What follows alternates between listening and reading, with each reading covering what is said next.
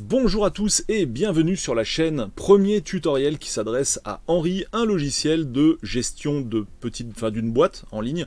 Donc en gros un logiciel de devis, facturation et petite comptabilité qui est proposé gratuitement sur internet. Je vais l'utiliser sur la durée et je vais vous donner d'ailleurs mon retour sur ce logiciel, s'il vaut le coup ou pas, que je sois content ou pas du logiciel. Dans les deux cas je vous ferai un gros débrief complet qui servira si vous êtes artisan par exemple, mais pas seulement. Si vous avez une chaîne YouTube, vous êtes obligé de tenir une comptabilité, donc vous pouvez avoir l'utilité de ce logiciel. Bref, il y a plein de cas de figure où on doit faire des devis, des factures, avoir une boîte officielle, et du coup tout ça il faut le gérer au travers d'un logiciel. Alors bonne nouvelle, le logiciel est agréé par l'État, il fait partie des logiciels que l'État autorise, puisque depuis 2010 vous n'avez plus vraiment le droit de faire votre comptabilité sur Excel ou sans passer par un logiciel certifié par l'État. Donc Henri est certifié, c'est top, vous pouvez y aller, et en plus c'est gratuit, donc c'est génial. Il y a des options payantes mais qui sont vraiment des options et qui ne sont pas obligatoires très clairement, mais je vous ferai un gros débrief là-dessus sur les avantages de la version payante, sur payant ou gratuit, est-ce que le logiciel est bien ou pas, on verra ça ensemble, mais c'est pas l'objet du tutoriel. Le tutoriel de cette vidéo va concerner l'importation des données. Si vous utilisiez précédemment un autre logiciel de compta, ce qui est mon cas, moi j'utilisais EBP Auto-Entrepreneur et du coup EBP Auto-Entrepreneur, je suis allé dans l'option d'exportation des bases de données. Et là maintenant dans ce tutoriel on va voir comment importer ça à l'intérieur d'Henri. Alors vous allez ici cliquer sur votre avatar et vous allez choisir tout simplement import. Voilà. Quand vous aurez choisi import, vous allez vous retrouver nez à nez avec cette rubrique. Voilà, je le fais en direct avec vous. Et là, vous allez pouvoir soit importer votre base article, soit importer votre base client. Donc dans ce tutoriel, on se focalise sur la base client, base article. Pourquoi pas, on verra ça dans un autre tuto, même si ça ressemble quand même beaucoup. Alors, on va cliquer sur importer des clients. Et après, ici, on va cliquer sur ce lien, cet hyperlien bleu, pour venir importer notre base de clients. Alors, je précise une chose hyper importante. Par exemple, sur EBP Auto-Entrepreneur, il y avait tout un ensemble de champs de saisie pour... Enfin, il y a deux choses chez EBP. Il y a ce qu'ils appellent les clients et les contacts. En gros, c'est un peu tordu comme truc. Donc, les clients, en gros, c'est l'adresse et le nom de facturation. Et les contacts, c'est les contacts qui sont liés à cette adresse et nom, prénom de facturation ou nom de boîte de facturation. Donc ça a été un peu le bazar, il a fallu faire à partir de deux feuilles Excel, fusionner deux feuilles Excel pour générer ma base de données dans laquelle j'ai absolument tout, la fiche donc, qui s'appelait client chez EBP, et fusionner avec les données que j'avais rajoutées aussi dans les contacts, puisque pour une même fiche principale, il pouvait y avoir plusieurs contacts, secrétaire, gérant, comptabilité, etc. Ça, Henri, je crois, ne le comprend pas. C'est vraiment une fiche contact avec juste une personne ou juste une boîte, un peu comme on pourrait l'avoir dans son carnet d'adresse Google, même si on peut ajouter plusieurs numéros de téléphone pour une seule et même personne, ça c'est un autre sujet. Alors, l'idée, j'ai fait mon fichier Excel propre, je l'ai exporté au fichier au format .csv. Donc ça, vous le ferez très facilement quand vous êtes sur Excel, quand votre fichier est propre, vous faites fichier exporté ou enregistré sous. Et là, vous choisissez .csv au lieu de choisir .xls, tout simplement. Là, maintenant, ici, je vais cliquer sur le lien qui va me permettre de récupérer mon fichier. Alors, je l'avais mis dans musique, voilà. Donc, voici ici le fichier au format, comme je vous disais, .csv, et vous ne le voyez pas parce qu'il est sur l'autre écran. Voilà, donc ici, j'ai le fameux fichier .csv qui vient d'Excel. Donc, encore une fois, si vous avez l'occasion, si votre logiciel n'a pas une seule base de contact, mais qu'il a des trucs qu'il appelle client et contact, etc., faites-vous un fichier Excel propre et après seulement faites votre importation.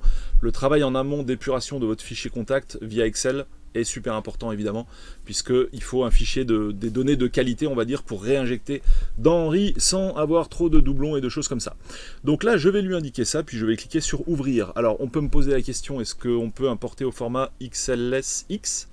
J'ai essayé, ça marche pas. Donc faites un CSV et ça devrait très bien se passer. Du coup, je me retrouve ici avec les rubriques en vrac, en fait, qui ont été retrouvées dans le fichier .csv. .csv, c'est quoi? En fait, c'est un fichier texte où chaque donnée est séparée par des points-virgules et la point-virgule égale une cellule, en fait, une colonne. Et du coup, quand on injecte ça dans Henri, Henri comprend où sont les colonnes, les lignes et les lignes et les colonnes. Voilà, c'est ça. Donc ça, c'est interprété par Henri lors de l'importation. Du coup, votre fichier Excel, quand vous le préparez, c'est pas la peine de mettre les colonnes nom, prénom à une certaine place, par exemple en premier prénom, deuxième nom, troisième email, etc. Ne respectez aucune... Voilà, il faut juste que votre fichier soit propre, mais les colonnes dans votre fichier Excel peuvent être dans n'importe quel ordre, on s'en fiche complètement. C'est Henri qui va faire tout le boulot quand vous allez lui indiquer quelle colonne correspond à quoi, et c'est ce qu'on fait dans cette étape tout de suite.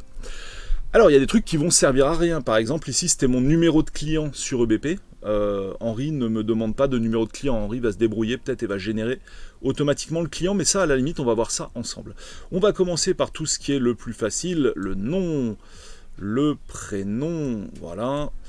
La civilité, bah ça là c'était docteur en l'occurrence, mais si c'est une SARL, une SAS, etc., il faudra le mettre là-dedans. Mais par contre BP ne faisait pas la différence, je crois, entre civilité et raison sociale. C'était à chaque fois la même chose, il me semble. Ou alors c'était à la place de... Non, je crois que c'était pareil. Donc évidemment, il y a des trucs qu'on va perdre quand même au passage. Tout n'est pas aussi beau que ça. Mais n'empêche que si on récupère un maximum de données, ce sera vraiment le top, puisque j'ai quand même une base de données de quasiment 1000 clients. Donc s'il fallait retaper toutes les fiches, même si tout le monde ne revient pas systématiquement, c'est quand même bien de pouvoir récupérer le travail qu'on a effectué pendant plusieurs années. Alors ici on va lui mettre l'adresse, bim, prends ton adresse.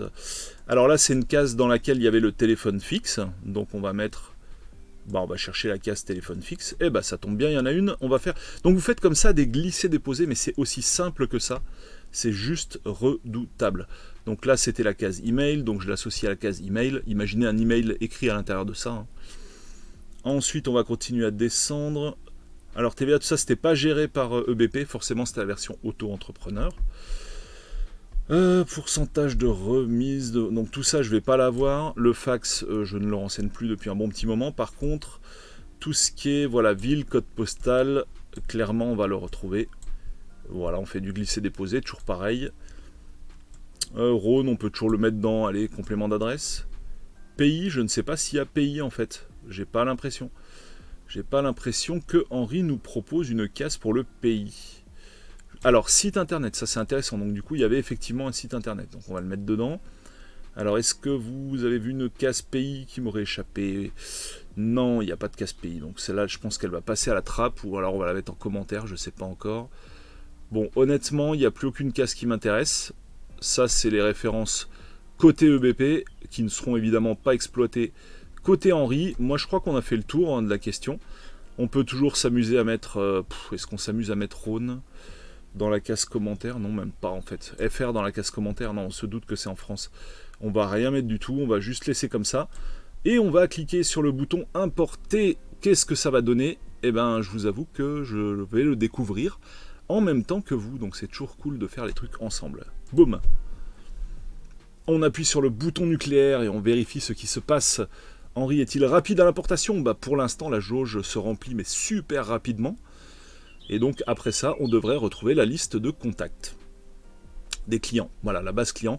Et donc, après, je vais faire la même chose avec la base article, mais ça fera l'objet d'un autre tuto.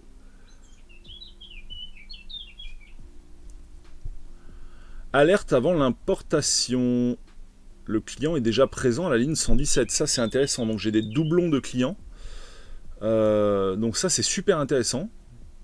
Super intéressant, donc je vais regarder ça.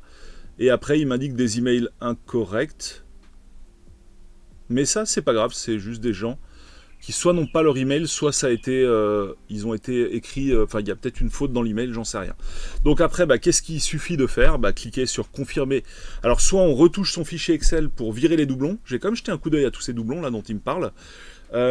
Soit on dit que c'est OK et qu'on corrigera plus tard à l'intérieur d'Henri, et auquel cas on clique sur confirmer l'importation. Donc si vous voulez corriger en amont, vous faites, vous annulez, vous reprenez votre Excel, vous corrigez le fichier, vous refaites une exportation du fichier CSV, vous le réinjectez dans Henri, ou sinon vous confirmez l'importation et vous modifiez plus tard dans Henri.